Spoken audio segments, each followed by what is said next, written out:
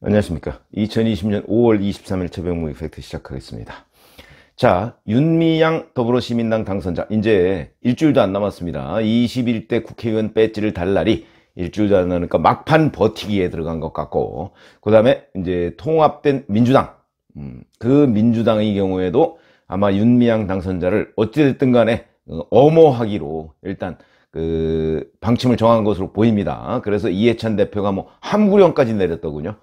그래서 이제 의원들이, 그동안에 좀 쓴소리 하던 의원들이 어떤 입장을 보일지 이게 좀 궁금하기도 합니다. 근데 김영춘 의원이죠. 부산에서 이번에 낙선했죠. 근데 윤미향 당선자에 대해서 이렇게 얘기했습니다. 사퇴하고 원래의 운동가로 돌아가 백의종군하는 것이 바람직하다. 이렇게 해서 여당 내에서 첫 번째로 사퇴론을 제기했습니다. 아마 김영춘 의원이 사퇴론을 제기하니까, 그러니까 이해찬 대표가 함구령을 내린 것이 아닌가. 그러니까 다른 사람은 괜찮은데 김영춘 의원은 좀 파장이 있는, 왜냐하면 문재인 정부에서 해양수산부 장관까지 지낸 적이 있었죠. 그리고 부산의 핵심 친노 의원 중에 한 명이기 때문에 아마 그랬던 것이 아닌가. 그러니까 이렇게 얘기했습니다. 민주당이 윤미향 의혹의 진상조사단을 꾸려야, 이런 제목의 글을 페이스북에 올리고, 이제 더 이상 해명과 방어로 끝날 일이 아니다, 이렇게 얘기했습니다. 저도 정의기억연대에 소액을 후원했던 사람으로서 사퇴 초기에는 윤 당선자를 옹호하는 입장이었지만, 자, 더 이상 그럴 수 없는 문제들이 자꾸 드러나고 있다. 공적 단체를 운영하는 입장에서 후원금 및 보조금 사용과 관련해 여러 가지 문제가 있었던 것은 분명해 보이고, 물론 횡령이나 유용을 했다는 걸 확인한 건 아니다, 이렇게까지 얘기를 했습니다. 그러나 여하튼 문제가 있던 건 분명해 보인다. 뭐 자기 계좌로 받았다든가 뭐 이런저런, 그래서 어느 정도까지 책임을 져야 하는지에 대한 여부만 남아있다, 이렇게 얘기를 했고요. 그 다음에 또 부산 출신이죠. 김혜영 최고위원. 여기는 당 최고위원회에서 이렇게 얘기했습니다. 사안을 심각하게 보는 국민들이 점점 더 많아지고 있다. 이러한 의혹들에 대해 검찰 수사 결과를 기다릴 게 아니라 신속히 진상을 파악해서 결과에 따라 적합한 판단과 조치가 있어야 한다, 이렇게 얘기했고, 구체적으로 이제 이런 식으로 얘기했습니다. 우선 윤 당선자 개인 계좌로 받은 후원금에 대해서는 거래 내역을 공개하고 사용 내용에 대한 검증이 필요하다. 기부금 내역이 국민적 관심사항이 된 만큼 진상 파악을 위한 윤미향 당선자의 성실한 협조를 부탁한다, 이런 식으로 얘기를 했는데, 윤미향 당선자는 그동안 성실한 협조는커녕 일방적으로 문제 제기를 처음에 했던 이용수 할머니를 기습적으로 방문을 하고, 그리고 뭔가 이용수 할머니가 용서하는 듯한 퍼포먼스를 가지고서 팩트를 지금 흐리려고 하고 있습니다. 이러한 시도들에 대해서 아마 김혜영 최고위원이 경고적 메시지를 날린 것 아닌가. 뭐 지극히 당연한 얘기다, 이런 말씀을 드리고요. 그 다음에 또 하나, 이석현 의원, 경기도 안양에서 이번에 경선에서 탈락했죠. 그 바람에 이제 사실은 뭐 20대 국회의원 배지 이제 뭐 한 일주일 정도 달고 있으면 이제 그 후로는 떼야 되는 그런 사람입니다. 이석현 의원도 이 부분에 대한 확실한 진상규명, 이런 것을 요구했고요. 그 다음에 윤미향 당선자에 대해서는 좀 뭐 결이 다르지만, 표창원 의원, 작년에 갑작스럽게 불출마를 선언해서 좀 의아했던 표창원 의원이 있었는데, 경향신문하고 인터뷰를 했더군요. 여기에 좀 인상적인 내용들이 있어서 제가 소개를 해드리겠습니다. 결국은 결을 같이 하는 겁니다. 지금 제가 아까 말씀드렸던 김영춘, 김혜영, 이석현 뭐 이런 의원들과 결을 같이 하는데, 문제는 앞에 세 의원들은 윤미향 당선자에 대해서 얘기를 하고 있는 것이고, 표창원 의원은 조국 전 법무부 장관에 대해서 얘기를 하고 있는 것, 엄밀하게 따지면 내가 왜 불출마했는가에 대한 불출마의 변, 이거를 정직하게, 비교적 정직한 것으로 보입니다. 그렇게 털어놓고 있는 겁니다. 정치를 그만두기로 했던 이유 중에 하나가 내가 조국 전 법무부 장관 사태다, 이렇게 얘기를 했습니다. 원래는 정치를 계속해야 되겠다는 생각을 했는데 조국 사태 후에 생각이 달라졌다. 민주당 의원들이 어떤 상황에서도 조 전 장관을 지지하고 논리와 말발로 지켜주는 도구가 된 느낌이 드니까, 아, 내 역할은 여기까지다, 라는 생각이 들었다. 저는 이거 굉장히 정직한 표현이라고 봅니다. 실토라고 보죠. 실토. 나는 박근혜 정부 다시 조그만 의혹이 있어도 강하게 이를 비판했기 때문에 비리 의혹을 받는 문재인 정부 인사들을 옹호하는 상황이 힘들었다. 위선적이지 못했다 이런 얘기지. 그리고 내로남불적인 상황, 이런 상황에 대해서 견디기 힘들었다. 뭐 이런 실토, 고백으로 보입니다. 검찰이 조 전 장관을 압수수색할 때까지는 조국의 상징적 의미 때문에 아마 공격을 한다? 이렇게 생각을 했다. 그런데 그 이후 밝혀진 것들을 보니까 조 전 장관이 솔직히 말하지 않은 부분이 있다는 생각이 들었다. 민주당은 조국 사태를 정면 돌파할 생각은 안 했던 것 같다. 당에서는 이번 총선에서 대승을 거뒀으니 그냥 넘어가면 된다고 생각하는 것 같다. 이런 식으로 얘기를 했습니다. 무슨 얘기냐면 여기에는 저는 상당히 절제된 표현이 있다고 봅니다. 잘 아시다시피 조국 장관이 전 장관이 솔직히 말하지 않은 부분만 있는 건 아니죠. 거짓말한 부분이 대단히 많습니다. 잘 아시지만 작년에 9월 달에 기자간담회도 하고요. 그 다음에 청문회도 하고요. 거기서 얼마나 뻔뻔스럽게 거짓말을 했습니까? 그 이후 상당 부분이 드러났습니다. 증거로 드러났습니다. 그 증거도 어디서 드러났느냐? 컴퓨터에서 증거로 드러났습니다. 그리고 다른 증인과 엇갈리는 부분에 관해서는 제가 뭐 조국 전 장관이 거짓말했다까지 얘기를 할 수는 없지만 적어도 컴퓨터 내에서 발견된 부분, 이 부분에 대해서는 그건 거짓말이다. 그리고 요새 이제 한참 문제가 되고 있죠. 조국 정경심 교수의 딸 조민 씨의 서울대 공익인권법센터 인턴 증명서. 그거는요, 지금 2009년 5월 15일 고3 때입니다. 자, 그 고3 때 스승의 날 때 서울대 공익인권법센터 교수가 바로 조국 교수인데 거기에서 세미나를 할 때 조민이 참석을 했느냐 여부. 누가 제일 잘 알까요? 누가? 조민이의 친구가 제일 잘 알겠죠. 그게 단국대 장영표 교수 아들 아닙니까? 거기 가봤더니 한영외고에서 자기 혼자 참석했더라. 조민이 얼굴 보이지 않았다. 그런데 그동안에 동영상에서 뭐 조민이라고 그 정경심 교수 측 변호인이 주장했던 그 학생은 조민이 아니다.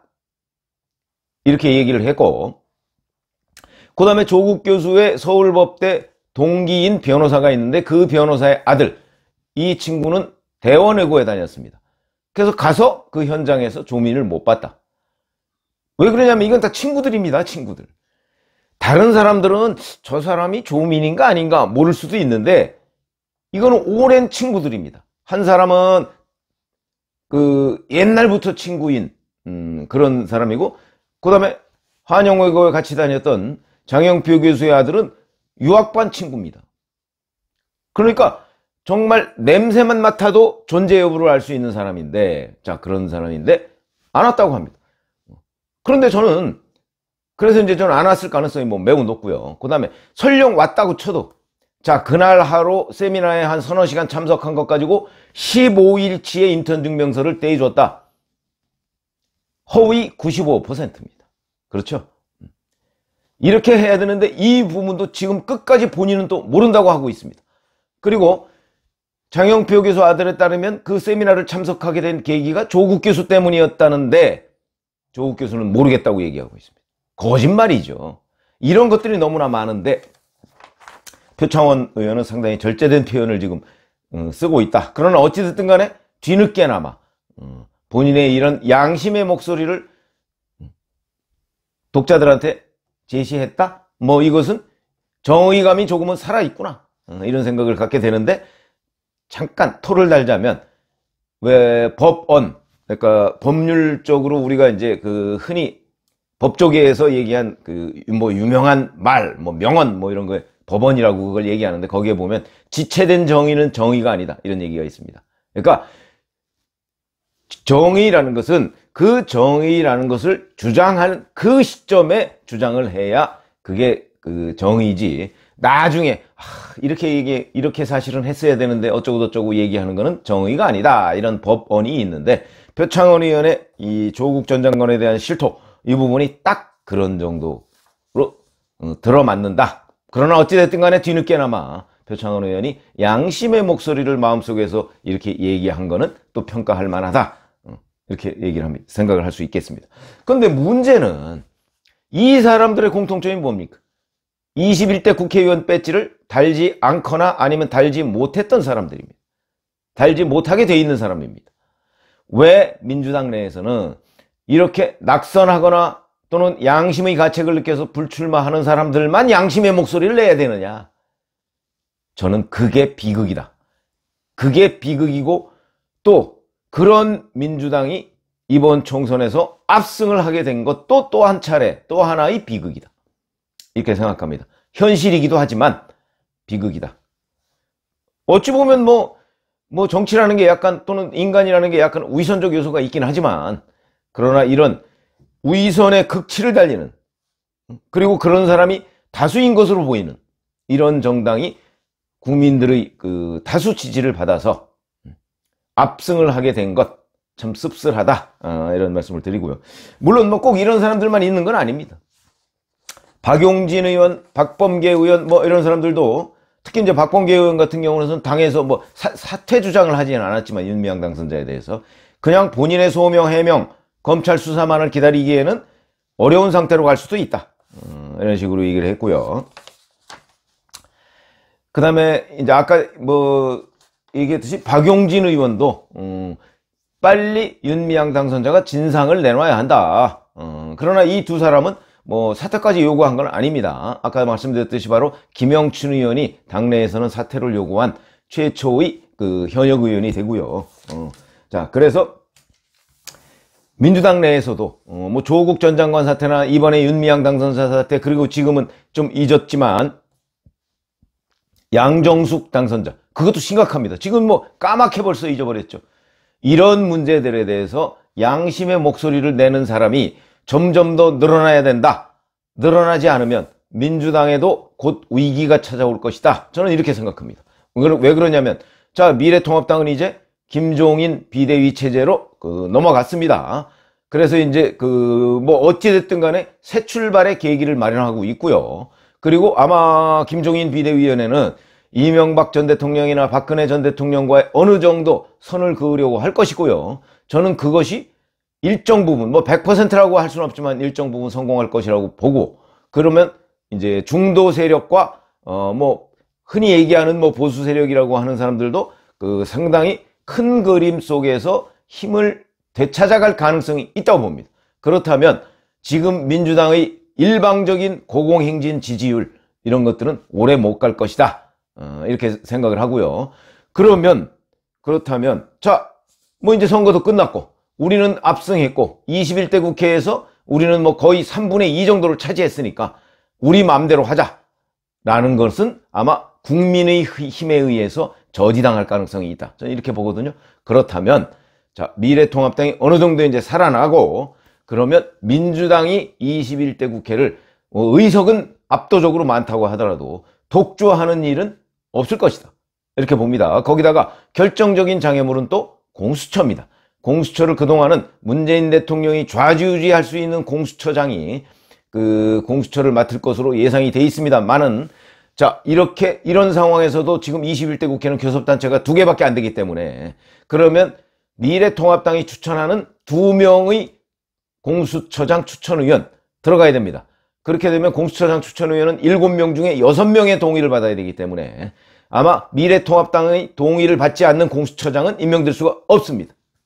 그렇다면 공수처장이 아마 꽤 중립적인 사람, 미래통합당도 거부하지 않고 민주당도 거부하지 않는 꽤 중립적인 사람이 공수처장이 될 가능성이 아주 높아졌다. 이것은 하나 긍정적인 사인이다. 이렇게 본다면 아마 21대 국회가 의석에 비례해서 민주당이 독주하는 상황은 오지 않을 것이다.